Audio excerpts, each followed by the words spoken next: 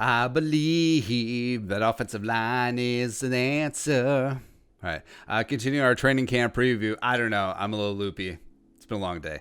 But we're taking a look at the offensive tackles today. We'll take a look at the offensive interior linemen on the next video. And some sexiness. There's some sexy time going on. Now, we were fully in. Replace Riley Reef. They did to a degree. Love Ezra Cleveland. Wouldn't mind Ezra Cleveland in the first round, to be honest. But, the whole, Mekhi Becton or Tristan Wirfs or Andrew Thomas would have been all in on Andrew Thomas or Jedrick Wills. A little bit out of the price range for the Vikings, picking at 22. But picking up Ezra Cleveland, I think he and Brian O'Neill will make sexy time at those bookend tackle spots in the future. But as of right now, Riley Reef remains. But overall, I think the Vikings offensive tackle group is probably better than I've seen it in a long time. So taking a preview look at the group right now. So you got to start off with numero 75 in our hearts, Brian O'Neill. Now, man, imagine Matt Khalil was still here, just like doing the damn thing, having Jason Peters-esque career, but no, not so much. But Brian O'Neill, 6'7", 297, 2018 second-round pick out of Pitt. I remember he was sort of the afterthought because there was a big run on offensive linemen in the second round. And we are just like, I guess we'll take Brian O'Neill. Apparently Spielman knew what he was doing, and he's been an absolute stud. Came in as a spot starter. Not spot starter. Came in for an injured Rashad Hill in 2018 and just never looked back. Only allowed 53 pressures and 2 sacks over 2 seasons. That's 1,097 pass blocking reps, which is good. As well as was the 7th highest graded pass blocking right tackle in all of football last year, according to PFF. And the future is bright. I actually think that he's going to have a Ryan Ramczyk adjacent third-year breakout season. I think that he's in the perfect scheme for him. The Vikings use his athletic ability amazing. Look at some of those big Dalvin runs. Look at who's getting second level, especially in outside zone. 75 leading the way downfield, taking on outside linebackers and safeties and just squaring up and just driving them. It's great. It's really great to see. He's phenomenal in pass blocking as well. You do have to, bring your lunch pail in the NFC North. A lot of very solid pass rushers rushing off that right side of the offensive line. So I think Brian O'Neill is going to be a mainstay, as well as with Ezra Cleveland in the building now. I don't think you have to entertain the whole move O'Neill to left tackle, which we've talked about before. It would have been a decent idea, like say if they landed Tristan Wirfs or maybe not Becton, but definitely Wirfs. The other Georgia tackle. Not Andrew Thomas. Doesn't matter. But yeah, keep Brian O'Neill at right tackle. Also left tackle of the future. Number 72, soon to be number 76 after they cut Aviante Collins. Ezra Cleveland. Cleveland Rock. 6'6", 311. Amber is the color of her energy.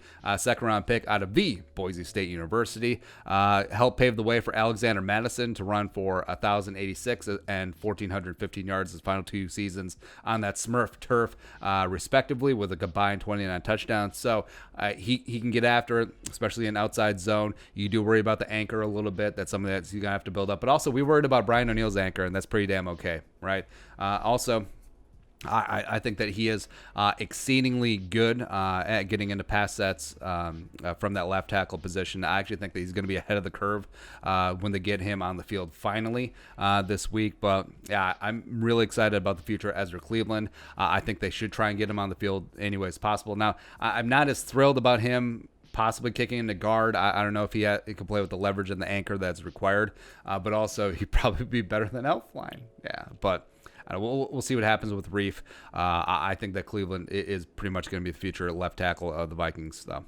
Number 71, Riley Reef, like we mentioned, 6'6", 305, 9th-year pro. Time flies. Former 2012 first-round pick by the Lions, and as we pointed out a bunch before, piece of trivia, he was the second offensive tackle taken in that draft 2012. Who was the first? Matt Khalil, number 4 overall out of USC. Great.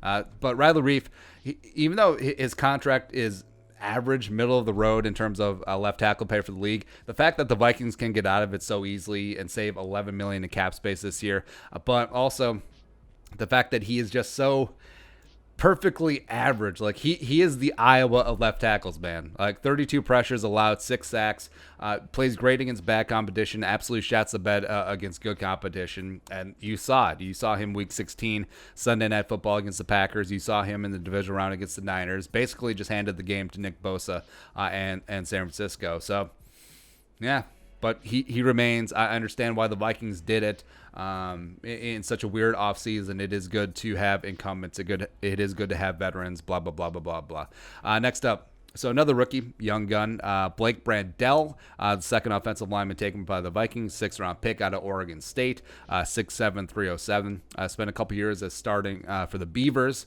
Oh, him and Sean Manning can talk about like Corvallis stuff. Like, where's good pizza? Where's the Antifa meetings? I don't know. But Blake Brandell, light, athletic. He's agile. I think he potentially could push to be the swing backup tackle once they replace Rashad Hill. So I think that his ceiling probably this year, probably practice squad. I think it'll be tough for him to make the rooster outright, but we'll see. Also, aforementioned Rashad Hill, numero 69. Current swing backup tackle of the Vikings, 6'6", 3 for 13. Remember, he was a starter right tackle the 2018 season before he got hurt, and then Brian O'Neill took over and then just never looked back. Fifth-year pro, 2016 UDFA from Southern Miss. Did I already say that? Doesn't matter. Also, former Jaguar. Vikings plucked him off the Jaguars practice squad and has gone from there. Where I do like Rashad Hill.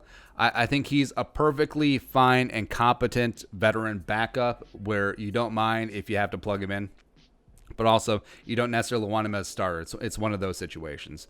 Also, backup offensive lineman. So, number 76, Aviante Collins, 6'4", 292. Now, Collins listed as a tackle, can play some guard as well. Was a 2017 UDFA out of TCU.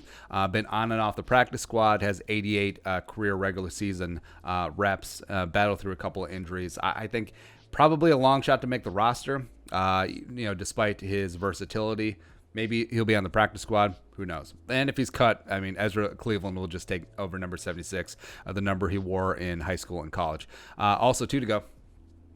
Olisimaka Oli Udo. Now, tackle. I will play him at guard too, but 6'6", 325. 2019 6th-round pick from Elon. Now, everyone and their mom, including myself, pretty hyped up about Drew Samia, the 4th-round pick out of Oklahoma. Penciled him in at right guard. But, I mean, don't rule out Oli. When he did get to play Week 17, the exhibition game essentially against the Bears, I mean, he moved Khalil Mack. Now, I could say that Khalil Mack was loafing yet again. He does that quite a bit, but it is what it is. Like, Ole completely worked Khalil Mack on a couple reps. It was great to see. Man size, NFL-ready strength, and frankly, he may be the strongest player on the Vikings. Now, I'm not talking like straight up like bench press. I'm like talking about like clean and press. I'm talking about like functional strength. I'm talking about things like that. Ole Udo is just man. Also, he can move. Like his testing numbers are a little bit slower than what you actually see on film. He has no problem moving in the outside zone scheme. Lastly, Brady Aiello, who's a UDFA coming out of Oregon, utility offensive lineman, spot starter here and there for the Ducks, 6'7", 311, participated in the NFLPA Bowl, but it's a tough season for UDFAs. I don't really expect too much. But overall, I mean, this unit, over the past 3 years has greatly improved. I mean, you got from Remmers, Reef still remains, Matt Khalil is gone, but the future is looking pretty bright with O'Neill and Cleveland. So looking up, as well as Brandell is a swing tackle. You got Ole Udo in the mix too. Woo! Let's go. All right, so your thoughts, let us know in the comment section below. Subscribe for daily Vikings takes. If you want to support the work, pull us on the Venmo. But until next time, Skull, production value.